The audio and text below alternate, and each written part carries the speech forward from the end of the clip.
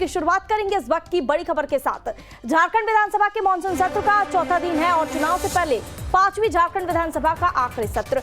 भ्रष्टाचार, बिगड़ती कानून व्यवस्था और घुसपैठ पर हंगामा देखने को मिला। 2 अगस्त तक चलेगा मानसून सत्र। इस वक्त की बड़ी और अहम जानकारी। दरअसल झारखंड विधानसभा के मानसून सत्र का चौथा दिन है और ऐसे में विधानसभा के मानसून सत्र का चौथे दिन भी आज हंगामा देखने को मिल सकता है और चुनाव से पहले पांचवी झारखंड विधानसभा का आखिरी सत्र है। भ्रष्टाचार, बिगड़ती कानून व्यवस्था और घुसपैठ पर विपक्ष की ओर से हंगामा किया जाएगा। बता दें आपको 2 अगस्त तक मानसून सत्र चलेगा। इस वक्त की बड़ी और अहम जानकारी।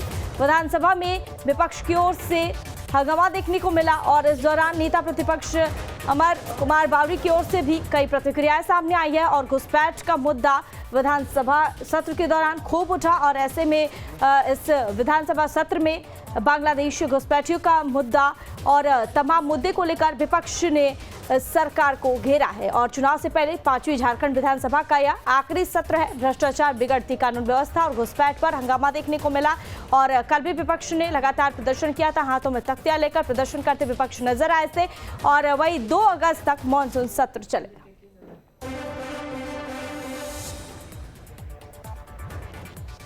चलिए आपको सीधे लिए चलते हैं। झारखंड विधानसभा की कार्यवाही हो रही है, उसके तहत आवास अलॉट कर दिया जा रहा है। मैं सरकार से केवल ये दरखास्त करना चाहती हूँ अध्यक्ष महोदय कि 2 डायरेक्शन, क्योंकि नया योजना था, कुछ कमी बेसी हुआ है इसमें मानती हूँ, मगर 2 इम्पोर्टेंट डायरेक्शन सरकार जारी करे अपने तरफ से विभाग।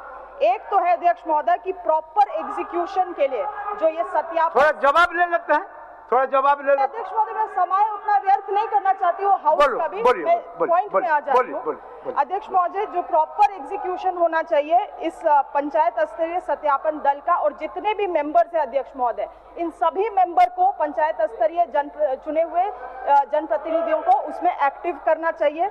और दूसरा है अध्यक्ष महोदय कि जो डिस्ट्रिक्ट लेवल कमिटी का गठन किया गया है अध्यक्ष महोदय, जिसको मॉनिटरिंग बॉडी के तहत बनाया गया, उस कमिटी को भी तुरंत एक्टिवेट किया जाए। एक क्वेश्चन तो ले और फील्ड में जाके ये लोग मॉनिटरिंग करें अध्यक्ष महोदय। आज रांची जिला में मात्र 20% योजना कार्यान्वयन हुआ है और अध्यक्ष महोदय 5000 करोड़ रुपया सरकार ने एलोकेट किया है। शायद ये पहली बार और आखिरी बार होगा कि राज्य सरकार इतने बड़े मात्रे में आवास दे रही है अध्यक्ष महोदय।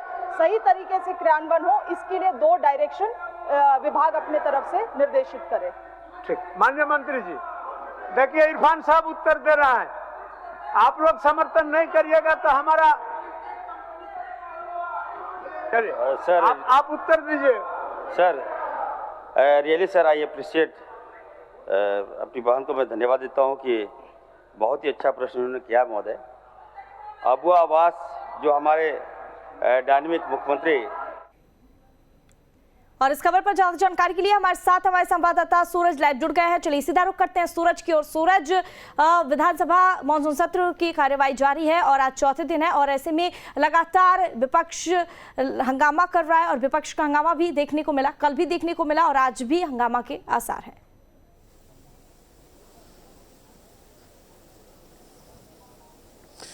देखिए नैना, विधानसभा की कार्रवाई हंगामे के बीच शुरू हो गई है। फिलहाल अगर हम सदन की बात करें तो सदन की कार्रवाई पिछले घंटे से लगातार चल रही है, लेकिन सदन से ठीक पहले यानी हाउस से ठीक पहले विधानसभा के बाहर तमाम जो विपक्षी विधायक है वो प्रोटेस्ट करते नजर आए। नेता प्रतिपक्ष इसकी अगुवाई कर रहे थे और अब तक जितनी भी झारखंड में नौकरियां हुई हैं उन नौकरियों के स्थायीकरण की मांग कर रहे हैं। यानी चाहे वो पारा शिक्षक की बात कर ले या फिर सहायक पुलिसकर्मी की बात कर ले, आंगनबाड़ी सेविकाओं की बात कर ले, अब तक जितनी भी बहालियां हुई है इन लगभग 4.5 सालों में, उन बहालियों को स्थायीकरण की मांग कर रहे तमाम विपक्षी नेता।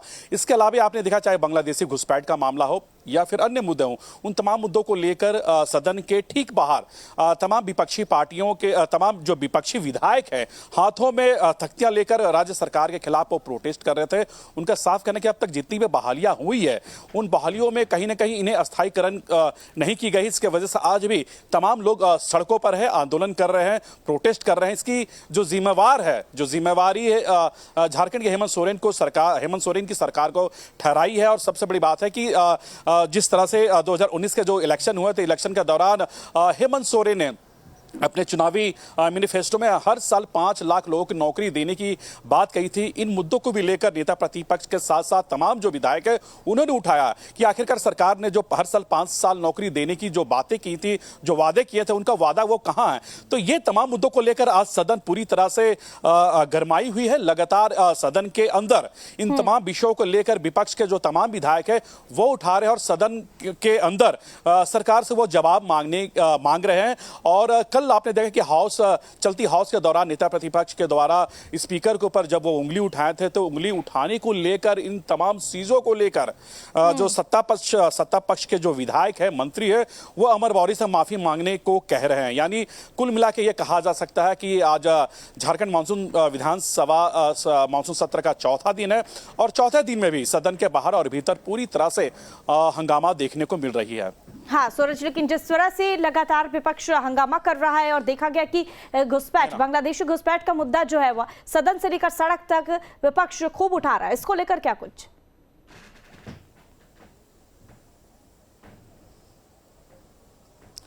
देखिए, बांग्लादेशी घुसपैठ का मामला वाकई में झारखंड में काफी तूल पकड़ता जा रहा है और आज झारखंड बीजेपी के प्रदेश अध्यक्ष बाबूलाल मरांडी पाकुड़ के दौरे पर है। पाकुड़ में आपने देखा कि कुछ दिन पहले एक हॉस्टल में किस तरह से मतलब वहां पे रहने वाले छात्रों के साथ जिस तरह से मारपीट हुई थी, उस घटना को लेकर बाबूलाल मरांडी फिलहाल ग्राउंड जीरो पर पहुंचे हुए हैं। वो जानकारी लेने की कोशिश कर रहे हैं कि इस घटना के पीछे रीजन क्या है। तो जाहिर सी बात है, बांग्लादेश से घुसपैठ को लेकर बाबूलाल हो या फिर नेता प्रतिपक्ष हो, लगातार इन मुद्दों को लेकर सदन में उठा रहे हैं। सदन के साथ साथ बाहर में भी इन मुद्दों को लेकर उठा रहे हैं। तो जाहिर सी बात है, बांग्लादेशी घुसपैठ फिलहाल झारखंड में एक बड़ा मसला बन गया है, एक बड़ा मामला बन गया है। तो इस मामले को कैसे सुलझाया जाए, इन विषयों को लेकर वो लगातार सरकार को घेरने की कोशिश कर रहे हैं। सरकार से वो जवाब मांग रहे हैं कि आखिरकार क्या सरकार के लिए बांग्लादेशी वोट बैंक है या फिर वोट बैंक को लेकर राज्य सरकार कार्रवाई नहीं कर रही है। तो जाहिर सी बात है, ऐसे कई सवाल है बांग्लादेशी घुसपैठ को लेकर जो विपक्ष के तमाम विधायक सरकार से मांगने की कोशिश कर रहे हैं। लेकिन इसके अलावे भी सत्ता पक्ष के विधायक और मंत्री भी काफी हमलावर दिख रहे हैं। जब ये घुसपैठ का मुद्दा जब उठती है, जब इन मुद्दों को लेकर जब हम लोग सत्ता पक्ष के मंत्री या विधायकों से अगर बात करते हैं, तो उनका साफ कहना है कि केंद्र में उनकी सरकार है, जितने भी सेंट्रल फोर्सेस है वो केंद्र सरकार के अंतर्गत आती है। तो ऐसी स्थिति में बॉर्डर सिक्योरिटी फोर्स को वो क्यों नहीं उतारते? तो ये एक कह सकते हैं कि आरोप प्रत्यारोप का जो दौर है वो भी इस तमाम जो चीजें हैं, उन तमाम चीजें देखने को सदन के बाहर और भीतर देखने को मिल रही है।